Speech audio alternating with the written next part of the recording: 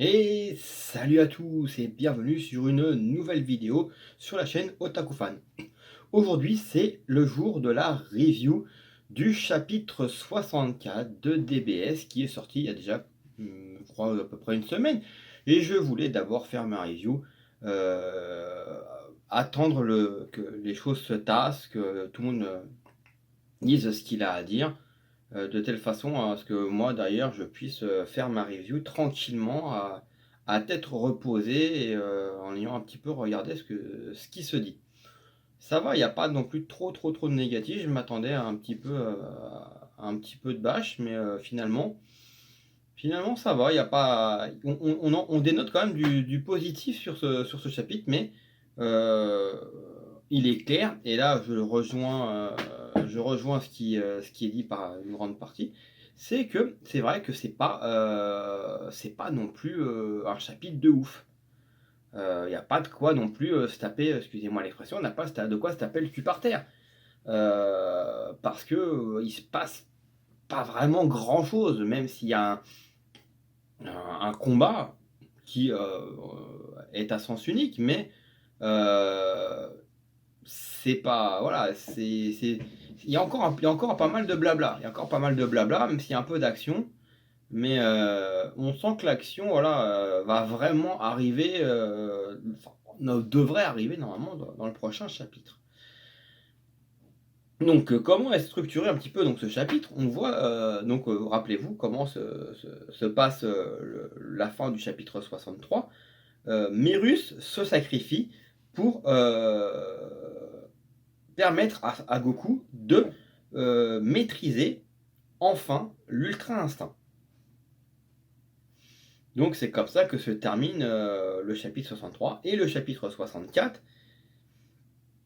On s'attend à ce que Goku, bah, comme à l'époque avec, quand il voit Krillin mourir, on s'attend à ce que Goku, pète un câble et non. Et c'est là où c'est très fort, c'est qu'on on se rend bien compte que l'Ultra Instinct maîtrisé, on n'est plus dans un état de colère, on est dans un état de sérénité, de zénitude, et de plénitude.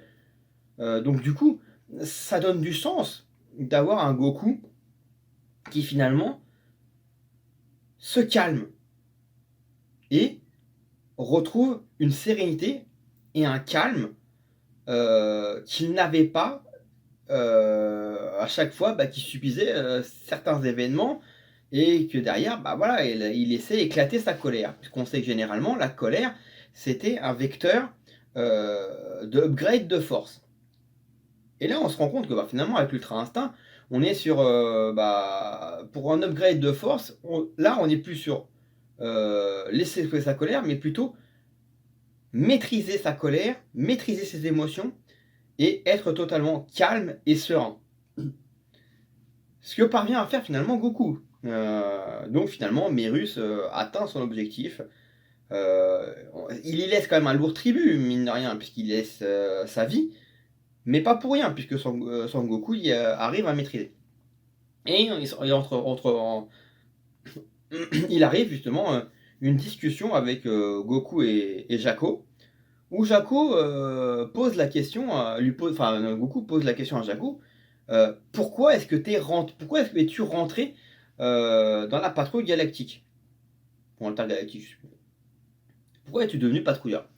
Il lui répond, bah voilà, bah parce que je voulais que des ordures comme Molo, voilà, soient mis sous les verrous et que la paix règne sur l'ensemble des univers.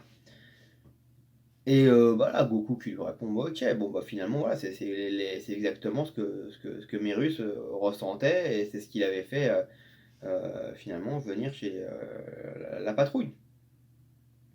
Et au cas où et ce qui est marrant, c'est que je m'en rappelais plus du tout que, on voit en plus dans le chapitre 64 que, on voit Gohan et compagnie avec finalement le symbole de la patrouille. Et c'est vrai que j'avais pas fait gaffe, j'avais complètement zappé, que Goku avait aussi, le symbole de la patrouille et galactique. Et donc du coup, bon voilà, s'ensuit toute une discussion avec Jaco. Goku, bah voilà, laisse éclater sa force, en se transformant, voilà, il se transforme en Ultra Instinct maîtrisé, et on a la terre qui tremble et tout, puis d'un seul coup, un calme plat. On sent bien que là, voilà, ça y est, l'Ultra Instinct est posé, la zénitude est là, la plénitude est là, et que Goku, il est prêt à en découdre. Et du coup, bah Molo se fait défoncer. Il se fait vraiment plier en quatre, quoi. Ce qu'on pouvait s'attendre. Ce qu'on pouvait attendre à la base de l'Ultra Instinct maîtrisé, bien évidemment. Euh, et par contre, voilà, il y en a beaucoup. Il y en a quelques-uns qui disent que ouais, l'idée est bien, mais on trouve que voilà, ça bouge pas assez, qu'il n'y a pas de ci, il n'y a pas assez de ça. C'est qu'un manga, c'est qu'une bande dessinée, hein. La perfection n'existe pas.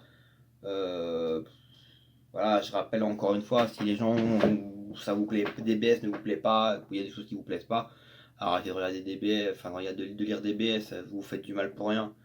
Parce que de toutes les manières, on va pas revenir là-dessus, mais voilà, DBS ne sera jamais à votre image.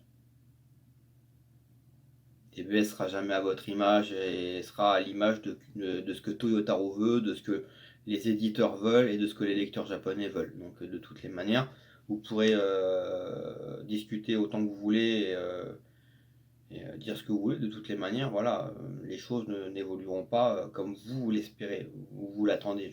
Ça, j'en suis convaincu. Donc il faut accepter DBS tel qu'il est, le prendre tel qu'il est, puis bah voilà. Moi, à partir du moment où je lis DBS, bah, parce que c'est du Dragon Ball, et que j'en attends pas plus, et bah forcément, voilà, je suis pas plus déçu que ça, parce que j'ai pas plus d'attente que ça. Donc il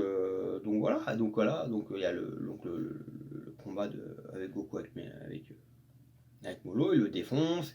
Et à un moment donné, il y a une grosse pierre qui tombe sur Molo, et Molo qui fait ah, s'il te plaît, aide-moi, aide-moi, pitié. On a l'impression de retrouver un petit peu les scènes un petit peu qu'on a déjà vues dans Dragon Ball, où t'as Raditz qui se fait pour choper la queue, et Goku la relâche parce que là, quand Frieza sur Namek, il se fait défoncer, il se fait découper en deux par ses Kenzan. Et qui supplie Sangoku de pas l'achever, que Sangoku leur donne de la vie. Bon, après, pareil avec Vegeta, quand il est sur la Terre, bon, c'est Goku qui dit à Krillin de pas le tuer, même si, bon, voilà, à la base, c'est pas. Même si Vegeta est trop orgueilleux, de toute façon, pour demander pitié, pour demander de la pitié. Mais voilà, Goku quand même voilà, dit à Krillin par télépathie, voilà, surtout non, vas-y, de toute façon c'est pas grave, t'inquiète, je l'ai bolossé une fois, je le bolosserai une deuxième fois, il n'y a pas de souci. Hein. Et heureusement finalement qu'il le laisse partir, puisque derrière on n'aurait pas eu ce magnifique personnage qui à mon sens est le mieux construit comparé à Goku, mais après ça c'est une autre histoire, c'est un autre débat. Et donc du coup, bah, Molo, voilà, supplie Goku de pas l'achever, de l'aider et tout, en mode voilà, nan, nan, nan. On se dit, voilà, pour peu qu'on connaisse un petit peu Goku et qu'on connaisse un petit peu la saga Dragon Ball, toi aussi, non mais est-ce qu'il va enfin apprendre de ses erreurs? À chaque fois qu'il a voulu, qu'il a lâché sa garde, qu'il a voulu faire confiance, qu'il a voulu, hein, bah on sait ce qui est arrivé. Et là, coup de théâtre, on arrive sur la fin du chapitre et Goku demande à Jaco, Jaco, là le Molo là, on est bien d'accord, il est condamné à mort. Bah ouais, et ça serait bien que cet enflure tu le butes quoi. C'est ce qu'on attend, ouais, c'est ce qu'on attend tous de toi. Et là, il y a Goku, on sait pas, toc toc, il retire le symbole de la patrouille et dit voilà, bah maintenant je vais plus me battre au nom de la patrouille galactique, mais je vais me battre en tant que terrien, en tant que Son Goku le terrien. Et puis, paf, terminé, fin de l'histoire, fin du chapitre. Et là, on peut se dire, waouh, et être hypé et se dire: «Ouais, putain, merde, vite, vite, vite la suite». Et on peut quand même se poser la question: qu'est-ce que Goku va faire? Est-ce qu'il va l'aider? On sait pas, on peut partir sur des théories totalement délirantes. On peut partir sur des délires totals, Goku lui redonne de la force, il donne un senzu à Molo, il récupère ses pouvoirs, enfin, et que Goku veut montrer qu'à Molo qu'il est capable de le défoncer, même maintenant qu'il a Ultra Instinct, qu'il peut le défoncer. On peut partir sur plein de délires. Ce qui d'un côté est bien, parce que finalement, ça fait travailler notre imagination. Qu'est-ce que Goku va faire? Et d'un autre côté, tu te poses la question, et excusez-moi, mais à un moment donné, on se dit, il est con ou il est con? Il a appris de ses erreurs ou est-ce que, en fait, non? Donc on se pose la question. On est en droit de se poser la question. Donc voilà, pour moi c'est simple, hein, le chapitre est pas mauvais. Je le trouve bon, hein, je le trouve bon, heu, il est sympa, il est sympa. Maintenant, bah, on attend de voir ce que va donner le prochain chapitre. Qu'est-ce que va donner le prochain chapitre? Bah, il y a plus qu'à attendre le prochain et de voir ce que ça va donner. Donc voilà à peu près ce que je pense, que la review sur ce chapitre-là, ce que j'en pense. Voilà, pour l'instant, voilà, voilà, c'est pas ouf. C'est pas ouf, mais après d'un autre côté, ça arrive d'avoir un petit peu des sortes de temps morts, même s'il y a eu de l'action, hein, même s'il y avait un peu de l'action puisque Goku le défonce quand même mollo. Mais ça arrive, hein, il y a toujours des coups voilà, mais j'ai envie de dire, c'est pas grave. C'est pas grave, voilà. Mais après, moi, comme j'ai dit, franchement, j'en attends pas plus que ça, donc c'est peut-être pour ça que je suis moins, pourtant je suis un gros fan de DBZ, de la série, de la licence, mais j'en attends pas plus que ça, donc du coup, est-ce que c'est pour ça que je suis pas déçu, outre mesure? Peut-être. Enfin, sur ce, pour celles et ceux qui ne seraient pas abonnés, encore à la chaîne, je vous invite à le faire et à cliquer sur la cloche pour activer les notifications. Je vous invite à commenter et liker la vidéo et oui, donc j'ai dit oui, le pouce bleu, oui, donc j'allais liker. Et sur ce, je vous souhaite plein de bonnes choses, amusez-vous bien et surtout, n'oubliez pas votre masque. Allez, bye!